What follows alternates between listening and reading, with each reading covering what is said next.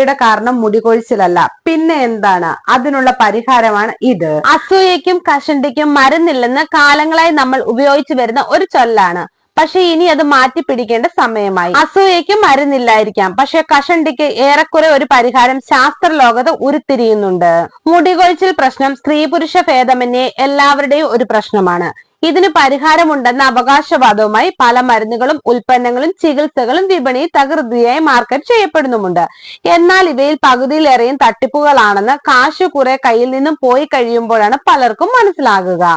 ഏതാണ്ട് 80% പുരുഷന്മാർ മുടികൊഴിച്ചിൽ അല്ലെങ്കിൽ കഷണ്ടി നേരിടുന്നതാണ് കണക്കുകൾ പറയപ്പെടുന്നത്. എന്നാൽ എന്താണ് ഇതിന് പരിഹാരമെന്നും ഇതെങ്ങനെ ഇല്ലാതാക്കാമെന്നും അടുത്ത കാലം വരെ ശാസ്ത്രലോകത്തിന് വലിയ അറിവുകളൊന്നും ഉണ്ടായിരുന്നില്ല. എന്നാൽ ഇപ്പോൾ ഇതാ കഷണ്ടിക്ക് കാരണം എന്താണെന്നും അതെങ്ങനെ കുറയ്ക്കാമെന്നും ശാസ്ത്രജ്ഞന്മാർക്ക് ചില അറിവുകൾ ലഭിച്ചതായാണ് വിവരം. കഷണ്ടി ഉണ്ടാകാനുള്ള കാരണം.